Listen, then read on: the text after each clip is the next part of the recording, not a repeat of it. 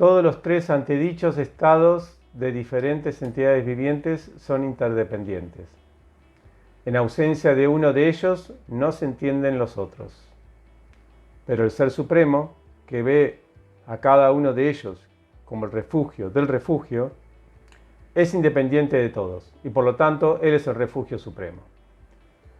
La propaganda que habla de la identidad que hay entre la conciencia cósmica y la conciencia de las entidades vivientes individuales es completamente extraviadora, debido a que incluso una persona o alma individual, tal como Arjuna, no podía recordar sus acciones pasadas, aun a pesar de que él está siempre con el Señor. ¿Y qué puede saber de su pasado, presente y futuro el diminuto hombre ordinario que proclama falsamente ser uno con la conciencia cósmica? Bien, nos deja un desafío al final, Srila Prabhupada. Desafiante ahí.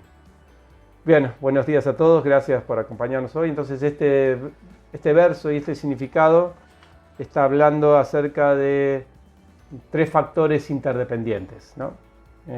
Los tres existencias interdependientes en este mundo. Una vez me preguntaron a mí, me cuestionaron a mí, una señora me dijo, si Dios, ¿por qué Dios necesita que lo adoremos? Siempre está pidiendo adoración Él, que pide que lo adoren, que le recen por Él, ¿no? que se acerquen a Él. Dice, entonces significa, concluía la señora, que Dios depende de nosotros. Por lo tanto, nosotros somos los dioses de Dios. Esa es una interesante conclusión que tiene que ver con este verso, porque aquí, no sé si estuvieron atentos a los versos anteriores, de estas tres existencias que son interdependientes, que son la materia, el ser espiritual y los poderes divinos. En esta existencia hay una interdependencia entre esos tres. Sí, hasta los poderes divinos son dependientes de la materia y del ser. Ahora vamos a explicar eso, de qué se trata esto. Esto es lo que explica acá. Por ejemplo, hay teorías o inclusive hay formas de entender, por ejemplo, que la materia es Dios. O sea, que Dios está supeditado a la materia. Por ejemplo, un argumento dice que si nosotros, por ejemplo, hacemos actividades buenas, o si somos religiosos, significa que tenemos que tener buenas reacciones. ¿No es así?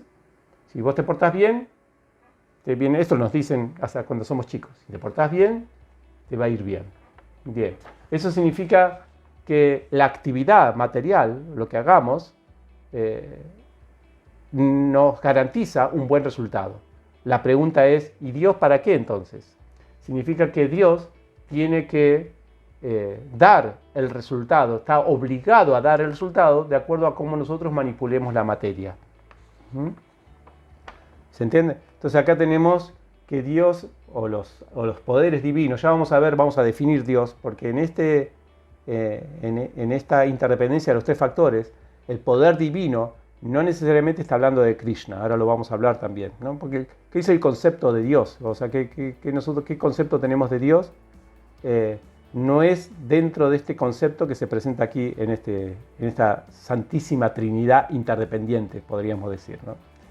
Entonces, a veces decimos, bueno, no, somos nosotros Dios. En realidad, como dije recién, nosotros somos lo que podemos hacer que Dios haga las cosas que haga, porque nosotros, con nuestra adoración, lo controlamos a Él.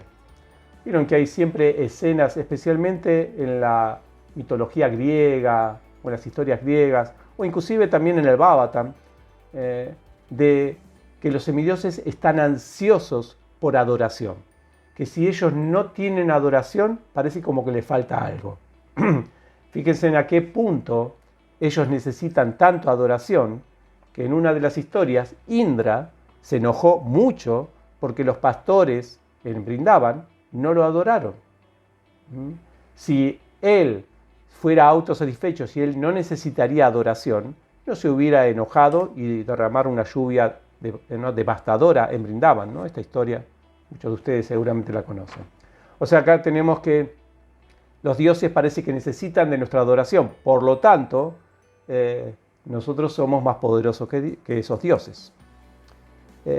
Y otros opinan que no, que en realidad son los poderes divinos los que controlan todo. Esto es de la mano del predeterminismo, ¿no? O del predeterminismo teológico, podríamos decir. Ya hay un plan divino y hagas lo que hagas, ¿no? La voluntad que pongas, o el esfuerzo que pongas, o sea cual sean las leyes materiales, si Dios quiere, cambia todo, ¿no? Porque Él, entonces parece como que hay una independencia de Dios para hacer lo que se le ocurra. Bien, en ninguno de estos tres conceptos son, o estas tres jerarquías, o sea, ponerle jerarquía absoluta a alguno de los tres, ya sea al alma, a la materia o a Dios, es en la teoría del Bhagavatam. El Bhagavatam va a hablar de una interdependencia en estos tres factores, este es el verso de hoy, habla de una interdependencia, todos son dependientes entre ellos. O sea, Dios es dependiente de nosotros, nosotros somos dependientes de Dios, Dios es dependiente de las leyes materiales, la materia es dependiente de la sanción de Dios, y así. Entre los tres están independientes. Cuando hablo de Dios acá, ojo, no se confundan, no estoy hablando de Krishna, estoy hablando de los poderes divinos que gobiernan este universo, que esto es lo que explica este verso, ¿no? Las daivas, los poderes divinos. Que muchas veces, cuando uno comienza un camino religioso o lo que sea, cuando se habla de Dios, a veces se hablan de estos poderes divinos y no necesariamente del Asray, ¿cómo era? Sraya Asraya, algo así, ¿no? Se definió aquí en este verso. El refugio del refugio de los dioses. Algunos, inclusive, dicen entonces, no, ninguno de los tres tiene poder sobre los otros. Esta es otra teoría falsa, la que vamos a decir y que dice en este significado. Dice, en realidad no hay tres, es solamente uno. Nosotros somos uno con la conciencia cósmica, que este es el último desafío que Prabhupada hace en el significado, ¿no? del verso de hoy. En realidad no hay, ¿cómo se llama? Dioses, no hay ser, ni hay materia. Todo es una unidad. Entonces, esa teoría dice que todos estamos unidos en una conciencia cósmica. Y entonces ellos apelan, yo escuché discursos así, que lo que tenés que hacer es fundirte en la conciencia cósmica y ya no hay controlador controlado. Un poco así. Bien, el Bhagavatam ninguno de estos conceptos es aceptado por el Bhagavatam, son 4 conceptos falsos y en esta clase creo que podemos hablar de por qué, ¿no? Tenemos 6 minutitos más. En 6 minutitos vamos a ver si podemos explicar por qué estos 4 conceptos, de darle una jerarquía a uno de estos 3 o de entenderlos a los 3 como una unidad cósmica, son falsos.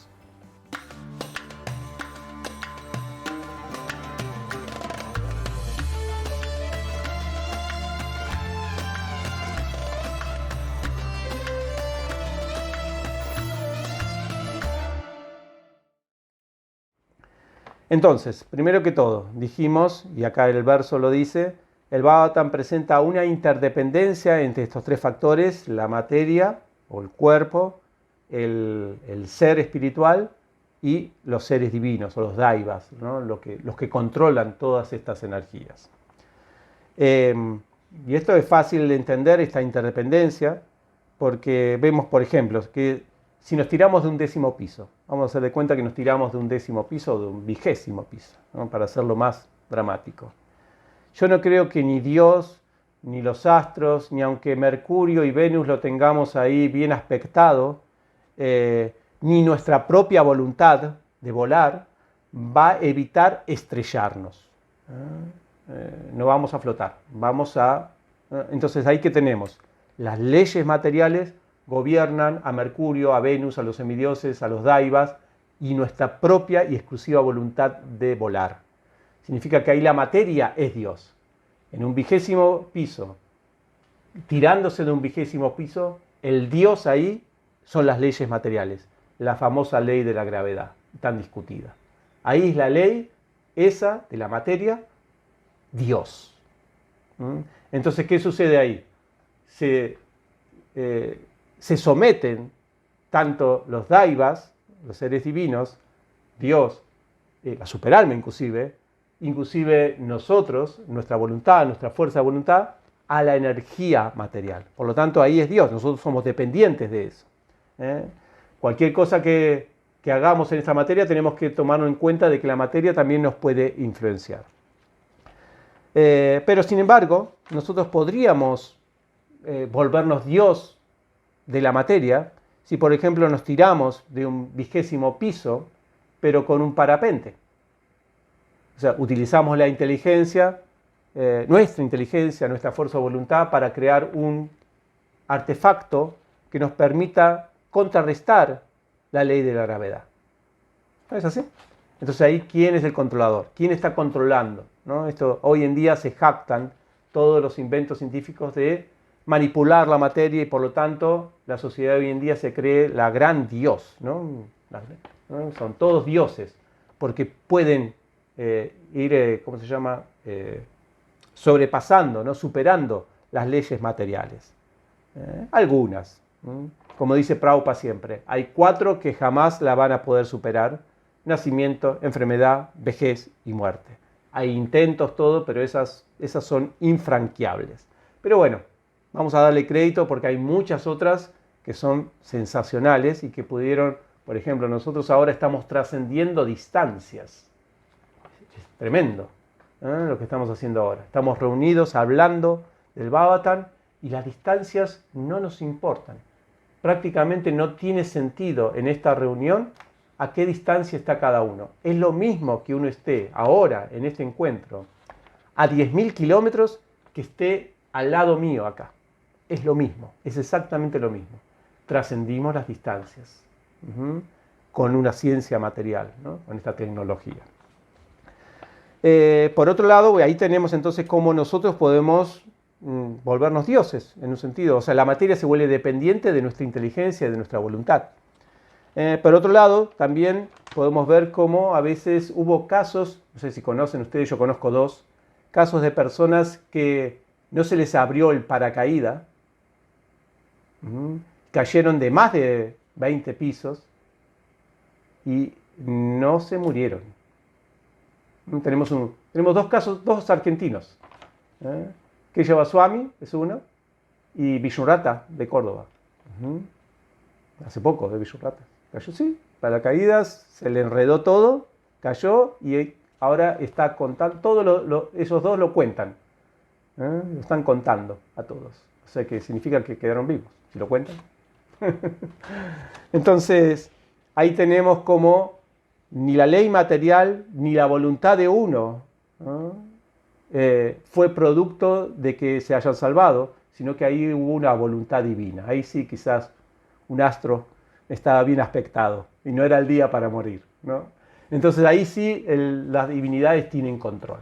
Entonces vemos que las 3 en un momento u otro son controladoras y controladas.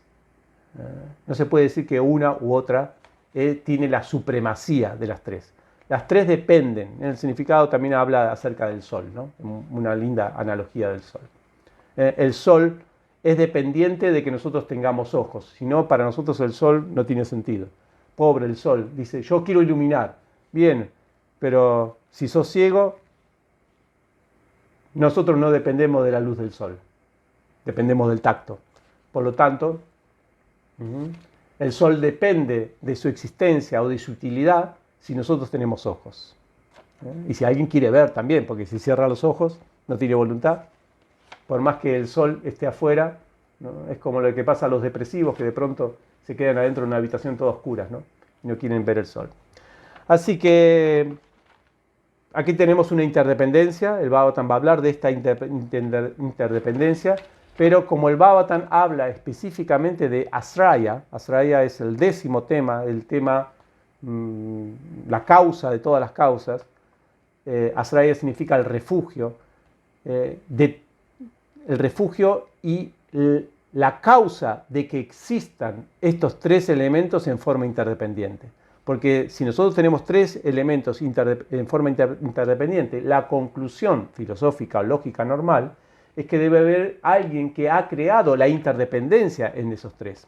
Es como, por ejemplo, cuando nosotros, si alguien crea un reloj, en un reloj hay interdependencia de todos los engranajes, ¿no? Un reloj al menos no de los digitales, de los otros, ¿no? Todos están interdependientes, ¿no? Cada cosita depende de la otra cosa. Si no funciona una cosa, deja de funcionar otra, ¿no? Todo lo que son sistemas, todo lo que es un sistema, cada cosita depende de la otra cosa y esa cosita también depende de la otra. Esa es la teoría del sistema, ¿no? No se puede modificar algo de un sistema sin que modifique todos los demás elementos del sistema. Eso es porque todos están conectados en forma interdependiente. Pero un sistema debe ser creado por otra persona. No existe porque sí. Alguien creó ese sistema. Entonces ahí viene la pregunta, la respuesta que da el Bhagavatam. Sí, ese es Krishna, ese es Astraya, que tiene que ser necesariamente independiente. Porque si no, él estaría dentro del sistema también. Y no podría haberlo creado. Alguien que está dentro del sistema no puede crear el sistema. Entonces, por eso a veces en mediación se dice que la forma de resolver un conflicto es un sistema conflictivo. Y la única manera de resolver un conflicto no es meterse en el conflicto, sino tiene que haber una persona que pueda ayudarlos a esas personas a salir de ese sistema y entrar en otro sistema de comunicación. Bueno, eso es otra teoría, pero ya otro día podemos hablar más de eso. La cuestión es que solamente se puede percibir, ¿no? Se puede concluir de que si hay un sistema interdependiente, tiene que haber alguien independiente que lo ha creado. Por eso que la palabra que más define a Dios no es el poder, que nosotros estamos acostumbrados a ver, a concluir. Nosotros creemos que Dios es el que tiene más poder. Puede ser inclusive, o sea, obviamente que sí, pero en la práctica puede ser que eso nos haga confundir. Como a Narada Muni, ustedes vieron en los capítulos anteriores, Narada Muni vio a Brahma que tenía todo el poder y dijo, bueno, el que tiene más poder en este universo debe ser Dios. Pero no, concluir que Dios es el que tiene más poder nos puede llevar a un montón de falsos dioses. Porque muchas personas en este mundo tienen poder. ¿Y que entonces decimos el que tiene más poder es Dios? No. Lo que define a Dios más bien es la independencia. La independencia, Swarat, esa es la palabra, ¿no? Que Él no depende de otros para tener su poder. Es como, por ejemplo, a veces también se dice, no, yo no puedo hacer esto, eso solamente lo hace Prabhupada. O no, yo no puedo hacer esto solamente lo puede hacer Krishna, eso de hacer, o el señor Chaitanya. Pero no, nosotros vemos en la historia que hay devotos que hicieron más que Krishna. Por ejemplo, a nivel números estoy hablando, ¿no? ¿Quién difundió más la conciencia de Krishna en el mundo? ¿Chaitanya Mahaprabhu o Prabhupada? ¿Chaitanya Mahaprabhu llegó a América? Podríamos decir, en ranking, Prabhupada le ganó a Chaitanya. Entonces uno dice, ¿entonces qué? ¿Prabhupada es Dios y Chaitanya es su devoto? No, no es el poder lo que determina a Dios, sino la dependencia. Prabhupada, ¿de quién dependía para su poder de expandir la conciencia de Krishna? De Chaitanya Mahaprabhu. Chaitanya Mahaprabhu, ¿de quién dependía de su poder? De nadie. Él no hizo ninguna austeridad ni penitencia para convertirse en Dios. Entonces, ya terminando aquí, entonces, una linda reflexión que viene de esto es que la relación con Dios no es una cuestión de subordinación jerárquica necesariamente, como a veces nosotros tenemos que entenderlo en varios tipos de religiones, espiritualidades, que Dios está allá y es el más poderoso y nosotros somos así, tenemos que, ¿no?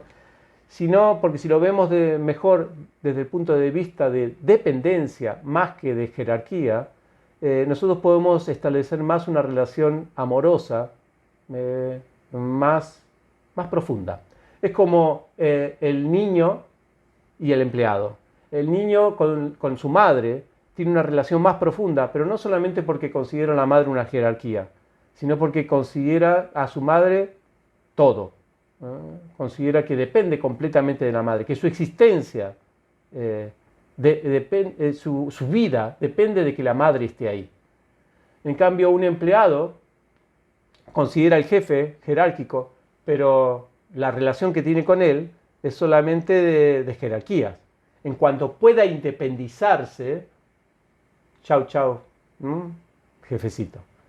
En cambio el niño no, el niño tiene más una conciencia de dependencia. Y esa conciencia de dependencia puede crear vínculos amorosos mucho más profundos.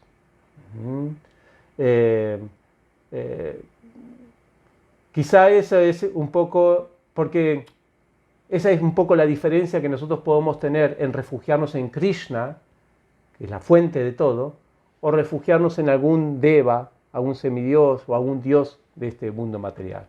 Al dios del mundo material lo consideramos solamente por jerarquías y a Krishna por completa dependencia amorosa. Bueno, eso quería compartir con ustedes hoy. Muchas gracias por acompañarnos. Eso que vos decías, también escuchaba en una clase ayer de Yamunacharya, que decía, ¿no?, que si nosotros hiciéramos esfuerzos y Krishna nos tendría que dar ciertas cosas, quedaría él sometido a nuestros, ¿no? Que sería un negocio, digamos, yo hago A, pero que Krishna en realidad se revela al devoto, no es que por hacer ciertas cosas, sino que hay una parte donde Krishna también se revela al devoto, ¿no? Que es la parte de la misericordia de Krishna, que él nos ayuda a entenderlo a él mismo, ¿no? Que no es que solamente por nuestros esfuerzos. Me pareció que estaba relacionado a lo que vos dijiste, ¿no? Sí, Prabhupada lo dice en el significado también, pero Prabhupada más lo habla desde el punto de vista espiritual, ¿viste? Porque materialmente hay una cierta reciprocidad matemática. Sí, pero hasta un punto, él decía, hasta llegar a Baba o algo así. Después ahí Claro. ya no sé, la intimidad, dice, porque él decía que en la intimidad uno no va a contar tu intimidad con tu esposa, todos los que estamos acá presentes, porque no nos conocemos, no tenemos la relación, tenemos una amistad, una relación, pero tu intimidad no va a pasar. Entonces después de Baba hay Krishna, para entrar en la intimidad de Krishna. Entonces sí hay una forma, pero no es necesariamente que, o sea, Krishna se reserva el derecho de ser conocido, eso digo. Sí. Más íntimo. Para no llegar hasta Baba, o sea, hasta el estado de amor por Dios, en este significado habla de la dependencia de nosotros en Krishna, de la superalma, para la iluminación espiritual. O sea, para otras cosas, quizás sí se trabaja en forma matemática, ¿no? Trabajás, haces el bien y bueno, el karma tiene que otorgar los resultados. Pero para el camino de la iluminación espiritual, nosotros necesitamos de inteligencias superiores, inteligencias espirituales, la inteligencia de la Paramatma. Porque no tenemos herramienta acá, tenemos solamente sentidos.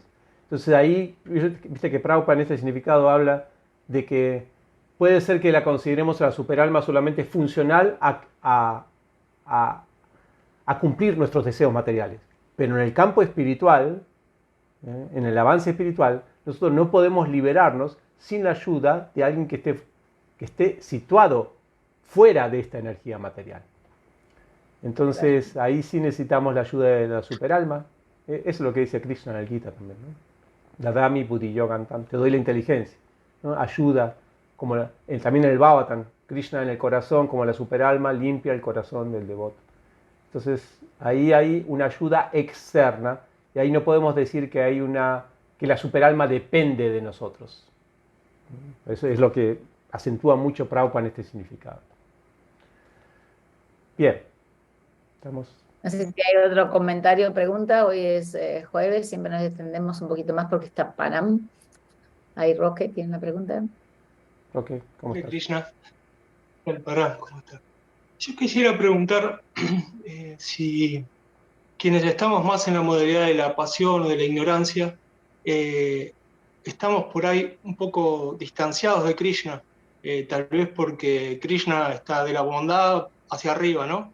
Y que si no es una herramienta también, no devocionarse, pero sí, por ejemplo, cantar mantras con Shiva, si tiene algo contraproducente o puede aportar a quienes estamos más abajo, digamos. Uh-huh. Todo camino religioso ayuda. Lo que pasa es que todo tiene su techo también.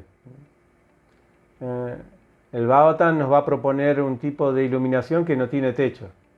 Nos va a llevar a las mayores profundidades espirituales que se te ocurran.